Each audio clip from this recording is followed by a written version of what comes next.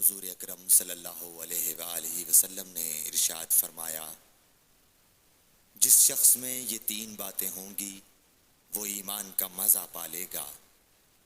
ایک یہ کہ وہ شخص جسے اللہ اور اس کا رسول ان کے ماں سوا سے زیادہ عزیز ہوں، اور دوسرے یہ کہ جو کسی بندے سے محض اللہ ہی کے لیے محبت کرے، اور تیسری بات یہ کہ جسے اللہ نے کفر سے نجات دی ہو، پھر دوبارہ کفر اختیار کرنے کو وہ ایسا برا سمجھے جیسا آگ میں گر جانے کو برا جانتا ہے۔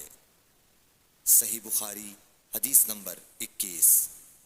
حضرت محمد مصطفیٰ صلی اللہ علیہ وآلہ وسلم نے فرمایا، جب جنتی جنت میں اور دوزخی دوزخ میں داخل ہو جائیں گے، اللہ پاک فرمائے گا، جس کے دل میں رائی کے دانے کے برابر بھی ایمان ہو، اس کو بھی دوزخ سے نکال لو۔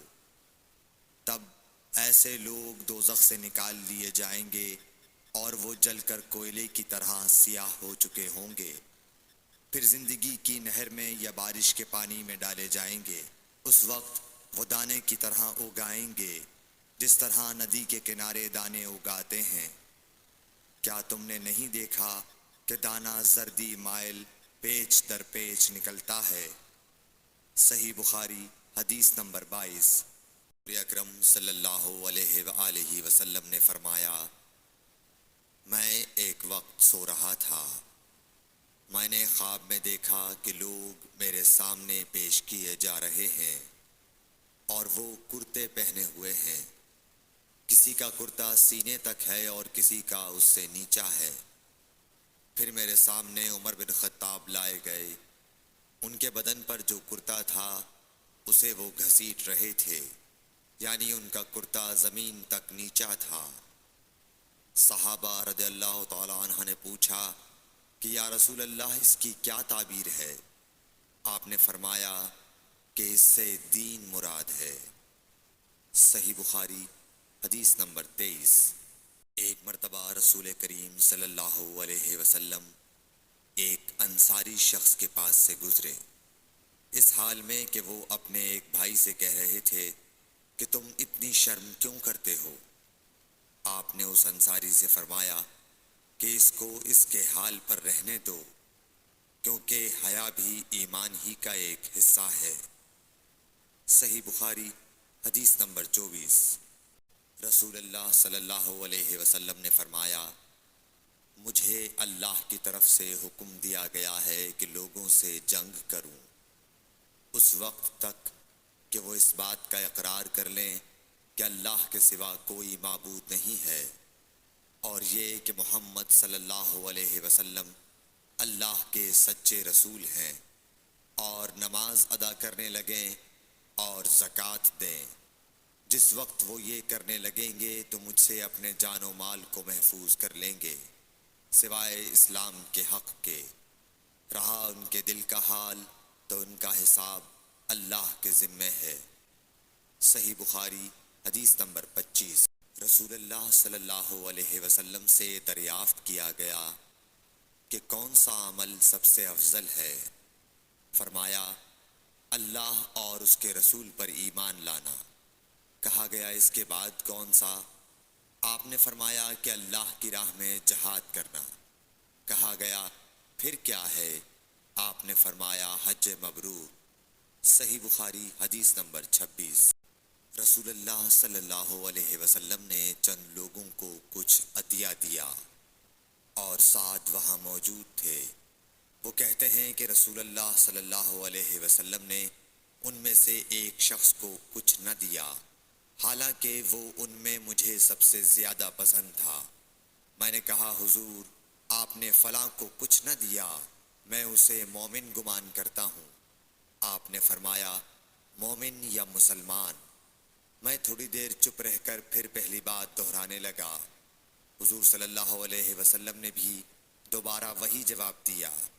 پھر آپ نے فرمایا کہ اے سعد، باوجود یہ کہ ایک شخص مجھے زیادہ عزیز ہے، پھر بھی میں اسے نظر انداز کر کے کسی اور دوسرے کو اس خوف کی وجہ سے یہ مال دیتا ہوں کہ وہ اپنی کمزوری کی وجہ سے اسلام سے پھر جائے اور اللہ اسے آگ میں اوندھا ڈال دے۔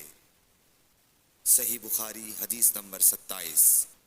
ایک آدمی نے رسول اللہ صلی اللہ علیہ وسلم سے پوچھا، کون سا اسلام بہتر ہے؟ آپ صلی اللہ علیہ وسلم نے فرمایا کہ تو کھانا کھلائے اور ہر شخص کو سلام کرے، خواہ اس کو تو جانتا ہو یا نہ جانتا ہو۔ صحیح بخاری حدیث نمبر 28۔ حضرت صلی اللہ علیہ وسلم نے فرمایا، مجھے دوزخ دکھلائی گئی تو اس میں زیادہ تر عورتیں تھیں جو کفر کرتی ہیں۔ کہا گیا، حضور کیا وہ اللہ کے ساتھ کفر کرتی ہیں؟ آپ صلی اللہ علیہ وسلم نے فرمایا کہ خاوند کی ناشکری کرتی ہیں اور احسان کی ناشکری کرتی ہیں۔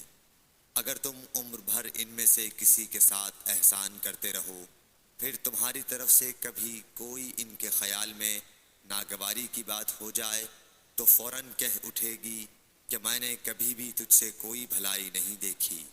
حضرت صلی اللہ علیہ وآلہ وسلم فرماتے تھے، جب دو مسلمان اپنی اپنی تلواریں لے کر بھڑ جائیں تو قاتل اور مقتول دونوں دوزخی ہیں۔ عرض کیا گیا، یا رسول اللہ، قاتل تو خیر ضرور دوزخی ہونا چاہیے، مقتول کیوں؟ فرمایا، وہ بھی اپنے ساتھی کو مار ڈالنے کی حرص رکھتا تھا، موقع پاتا تو وہ اسے ضرور قتل کر دیتا، دل کے عزم صمیم پر وہ دوزخی ہوا۔ صحیح بخاری حدیث نمبر 30۔ ابو ذر ایک جوڑا پہنے ہوئے تھے اور ان کا غلام بھی جوڑا پہنے ہوئے تھا۔ سبب دریافت کیا گیا تو کہنے لگے کہ میں نے ایک شخص یعنی غلام کو برا بھلا کہا تھا اور اس کی ماں کی غیرت دلائی یعنی گالی دی، تو رسول اللہ صلی اللہ علیہ وسلم نے یہ معلوم کر کے مجھ سے فرمایا، اے ابو ذر، تو نے اسے ماں کے نام سے غیرت دلائی ہے، بے شک تجھ میں ابھی کچھ زمانہ جاہلیت کا اثر باقی ہے۔ یاد رکھو، ماتحت لوگ تمہارے بھائی ہیں، اللہ نے اپنی کسی مصلحت کی بنا پر انہیں تمہارے قبضے میں دے رکھا ہے، تو جس کے ماتحت اس کا کوئی بھائی ہو تو اس کو بھی وہی کھلائے جو آپ کھاتا ہے، اور وہ کپڑا اسے پہنائے جو آپ پہنتا ہے، اور ان کو اتنے کام کی تکلیف نہ دو کہ ان کے لیے مشکل ہو جائے، اور اگر کوئی سخت کام ڈالو تو تم خود بھی ان کی مدد کرو۔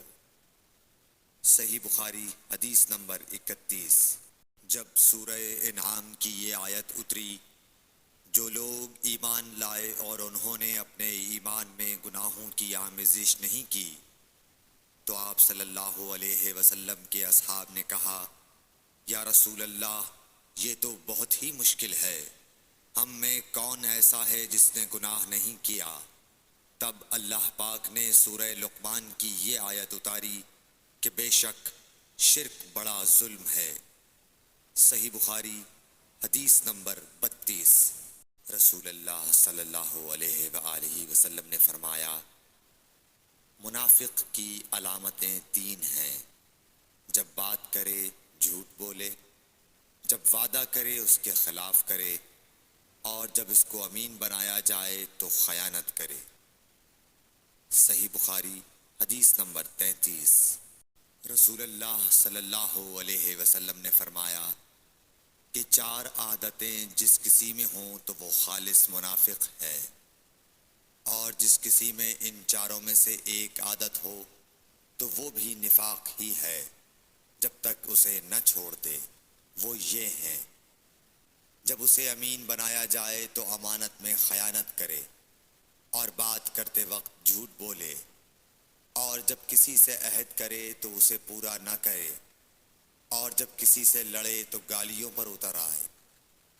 صحیح بخاری حدیث نمبر 34۔ رسول اللہ صلی اللہ علیہ وسلم نے فرمایا، جو شخص شب قدر ایمان کے ساتھ محض ثواب آخرت کے لیے ذکر و عبادت میں گزارے، اس کے گزشتہ گناہ بخش دیے جاتے ہیں۔ صحیح بخاری حدیث نمبر 35۔